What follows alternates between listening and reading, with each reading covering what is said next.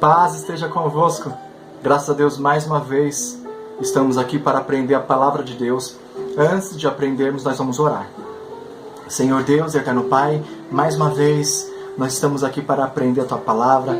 Sabemos que o Senhor já está conosco, meu Pai. Senhor, dê entendimento para todos nós e que o Senhor venha falar conosco e nos ensinar, em nome de Jesus. Amém. Hoje o nome da nossa lição é Vivendo sem acusação nem condenação. É a lição número 3 da nossa revista Discipulando, né? Eu quero que você abra em Romanos capítulo 8, versículo 1, diz assim, ó: Portanto, agora nenhuma condenação há para os que estão em Cristo Jesus, que não andam segundo a carne, mas segundo o Espírito. Vamos lá?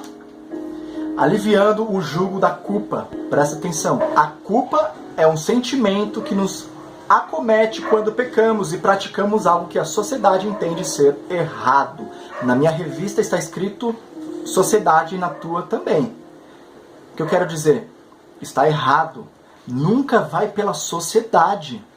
Desde quando a sociedade sabe o que é certo e o que é errado? Pelo contrário, olha como que estão as coisas lá fora. Estão todas bagunçadas. O que é certo virou errado, o que é errado virou certo. Leis sendo aprovadas e serão aprovadas leis que vão contra os nossos princípios cristãos. Presta atenção. Lembra que 2 domingos mais ou menos atrás o pastor pregou sobre a voz do povo não é a voz de Deus. É isso mesmo. Não é, nunca foi e nunca será a voz de Deus. Então não vai pela sociedade, não faça coisas que a sociedade pede para fazer para você ficar de bem com eles, quando uma vez vai contra os teus princípios cristãos, tudo aquilo que você aprendeu, tudo aquilo que você aprendeu de Deus, tá bom? Então eu vou ler de novo e vou tirar sociedade. A culpa é um sentimento que nos acomete quando pecamos e praticamos algo que a Bíblia nos ensina o caminho que devemos andar. Lembra que lá na primeira lição desta revista eu disse que ela é como se fosse uma bússola que nos orienta o caminho que devemos andar. Ela diz para você se você está certo ou errado e não a sociedade. Presta atenção, tá bom? O sentimento de culpa pode nos atingir quando fazemos algo que é reprovável ou pecaminoso, ou mesmo quando deixamos de fazer o que sabíamos ser o certo. Mesmo que é certo, você sabe o que é certo e ainda faz o errado. O inimigo de nossas almas, Satanás, também sabe que podemos sofrer com um sentimento de culpa. Como se não bastasse as nossas consciências nos acusando, ele também nos acusa e leva suas acusações diante de Deus. Abre aspas. Eu ouvi uma grande voz no céu que dizia: agora chegada está a salvação, a força, o reino de Deus e o poder do seu Cristo. Porque já o acusador de nossos irmãos é derribado, o qual diante do nosso Deus os acusa de dia e de noite. Fecha aspas. Está em Apocalipse capítulo 12, versículo 10. Olha que interessante. Está vendo essa foto que eu vou colocar aí para vocês? Ó, presta atenção. Vocês viram que nesta foto tem um homem. O que é esta sandália? Esta sandália supostamente foi de algum dos faraós naquela época. E ele fez um ato simbólico dele lá.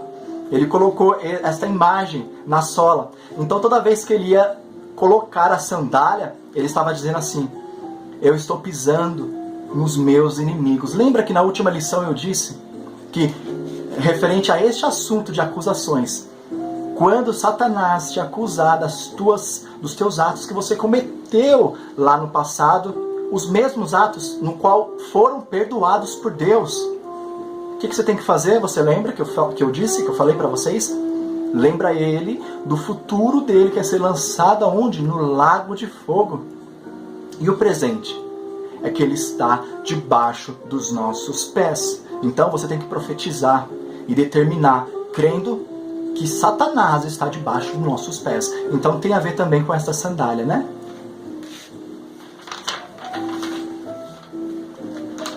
A Bíblia descreve que Deus, primeiramente, disse a Adão que não era para ele desobedecer.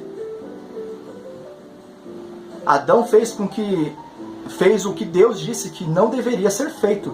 Por causa de seu pecado, Adão não apenas ficou sujeito à morte física, mas também à morte espiritual. Nós não temos que ter uma atitude como Adão. Por quê? Nós temos que assumir as nossas responsabilidades e não transferir como ele fez, transferindo a responsabilidade de erro dele para a esposa que foi Eva. Então, aquilo que você fez, mesmo que você foi influenciado, você fez porque você quis. A culpa é tua, não é de outra pessoa. Assuma os teus erros. Nós cristãos temos que ser assim.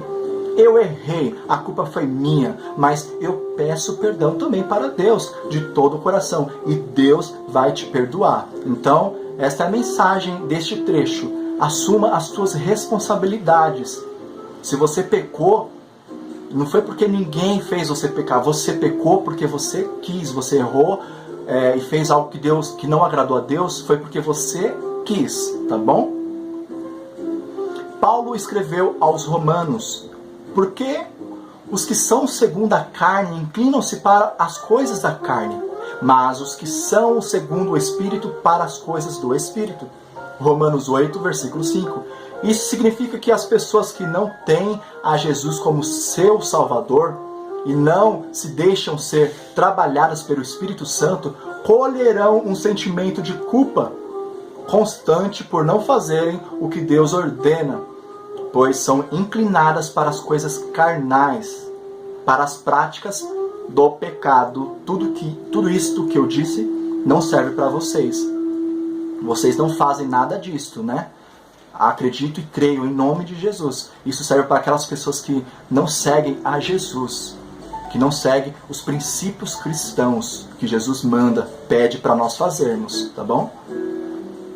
Todos os seres humanos possuem um juiz. Um juiz interior. Quem é este juiz interior? Que acusa de atos praticados contra Deus e contra o próximo. Esse juiz é a nossa própria consciência. Há pessoas que, antes de conhecerem a Jesus como Salvador, praticam coisas que ultrapassaram os limites do aceitável na esfera social.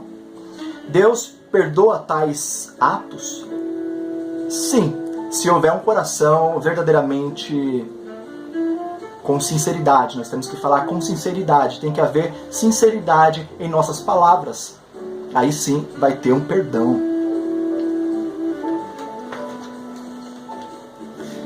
Lembramos-nos de que o perdão de Deus é maior do que a condenação que nos foi dada pelo pecado e suas práticas. O perdão sempre vem depois de um reconhecimento, né, do pecado cometido e de um pedido de reconciliação, tanto com Deus quanto com pessoas que ofendemos, né? Então, lembrando que o perdão de Deus é maior do que a condenação que nos foi dada pelo pecado e suas práticas. O perdão sempre vem depois de um reconhecimento do próprio perdão cometido e de um pedido de reconciliação, tanto com Deus quanto com pessoas que nós ofendemos, né? Com nossos amigos, parentes, alguém que esteja próximo de nós. Então, pessoal, esta foi a lição de hoje. Acredito que vocês aprenderam sobre este assunto, tá bom? Que Deus venha abençoar a tua vida. E infelizmente nós vamos encerrar a nossa lição, mas que nem eu disse, eu sei e acredito que vocês aprenderam. Espero todos vocês lá no grupo. Conto com com a presença de todos os que estão presentes naquele grupo, tá bom? E que Deus venha abençoar vocês, que Deus venha abençoar a família de vocês. Nós vamos orar agora. Senhor Deus, eterno Pai, mais uma vez aprendemos a Tua palavra e cremos que os Teus jovens, meu Pai, vão absorver tudo, Pai, tudo que foi dito.